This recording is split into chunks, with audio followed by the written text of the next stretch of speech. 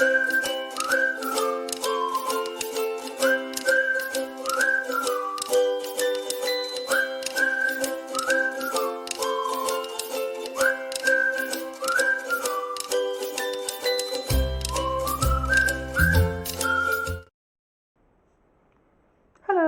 it's Em, the beginner crafter. Welcome to another FlossTube video. Today I've worked on all my projects, the main ones. I'm not counting the fairy, and a new one. And I'll start with the new one.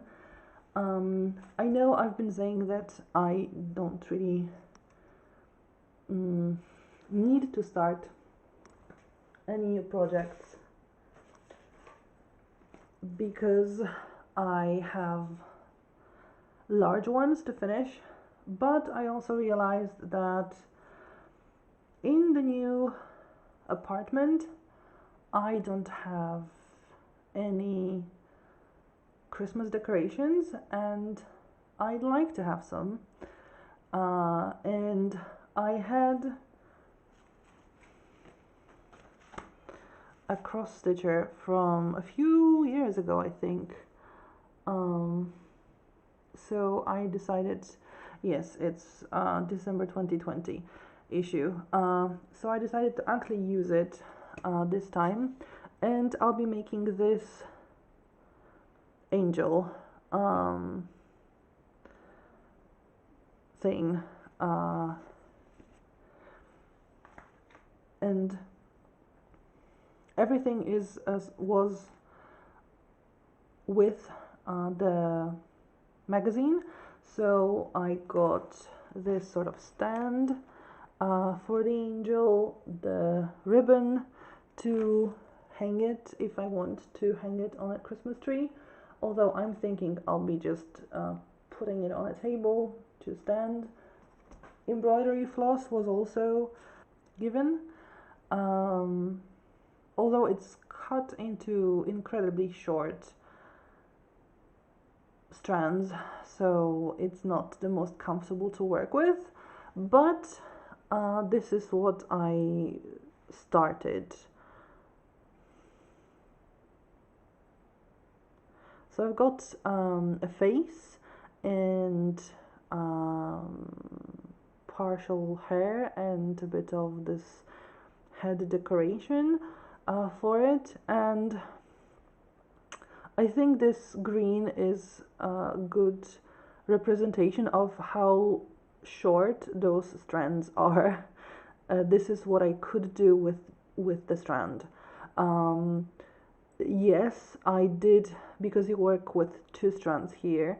Yes, I did put it.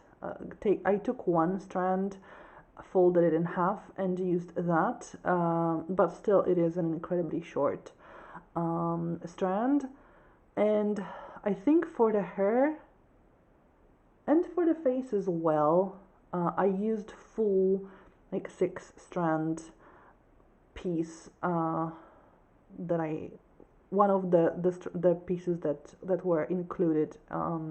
So I wish they had like an inch or two longer pieces than maybe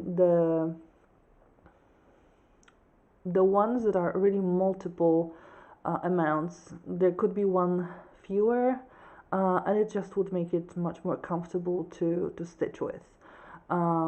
It might get better once I get to back stitches, because there will be some back stitches, and then you only need one strand, and it could be long enough, but still, I just wish it was slightly longer, just to be able to make more at one go and not have to rethread all the time. But this is what I have, and as you can see, I'm not gridding it at all. I've just gridded so much for Avarice that I've had enough for a while, and I decided, since it's a small piece, it's quite compact, I just folded this piece of Aida that was also included in half, managed to see where the half for both sides is, the center, and then I I started from the top. I just figured how many rows I need to leave off. It will be cut out, so it's not like I'm going to need this much of Ida later on, and I'm just going with the flow. Since it's so small and so compact, it's not very difficult to count, although I'm trying to use colors to help me count. So for example, after I did this part, and it took one strand more or less, I did the green so that I knew it was easier to see where I should put my next stitches. And I also did hair here and a little bit there to sort of know when I need where I need the face, but I also didn't continue the hair here so that it was easier for me after I've done the face. So I'm just helping myself with the stitches already done to know where to put next color, for example. So this is the project. It's small, like I said, so I should finish it before Christmas. It's still November, so there is quite a lot of time. Although I'll probably have a bit more fuss with back stitches because there's a lot of them, so it might get a bit more troublesome. The next project that involves back stitches is the Blackwork stitch along for 2022, and I haven't done any grid filling yet because November hasn't finished yet, and as far as I can tell, the last grid for November will be published on Wednesday as usual, and since Wednesday is the last day of November, the monthly grid will be published on Friday. So on Friday I'll have the full month, and then I'll take it and start working on those grids and do the November fillers. What I focused on was the border. So as you can see, there's this here 3 lines of the border. 2 of those lines go like insert into the center of the picture, and 1 line is just the square outline of the whole thing. And I also started doing this kind of grid in the outer between the outer 2 lines of the border, because that's the pattern I have. So next time I will be doing the November fillers and possibly some border as well. And after I fill this out completely, so do the grid in those inserts and in the outer one, I will also think whether I want to use the whole pattern for the border and include the inside pattern for the corners, or whether I will leave it just with the grid. So that's a decision for the future. The third project I worked on is the mini Marvellous garden, and I've done I've used most of the parked threads. Those that I have left now, I will leave for now because I really need to fill a bit more of this pattern of this work to know where they should go, to just not have to count as much. I'm not a big fan of counting, and this is what I like about full coverage picture is that every space gets filled, so you can figure out where to put which stitch a bit easier than in a regular counted stitches, that is regular counted pattern that is not full coverage pattern. So I'll be making more stitches. As you can see, the parked stitches, the parked threads managed to fill a lot of the picture. I had no idea. I had so many, and I'm almost at 29% now. And I've started doing that, like removing those parked threads by stitching them in when I got to 25%. So almost 4% of the picture were stitches made with those parked thread. And I guess if I used that, those 4 more strands, I would complete more.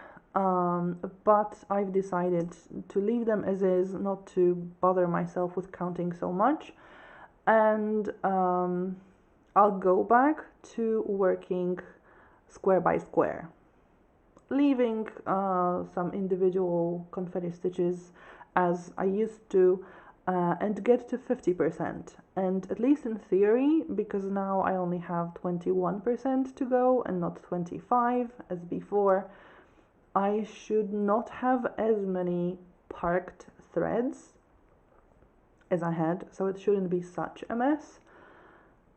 But we'll see how that works in reality. But I really want to be back in order of those squares.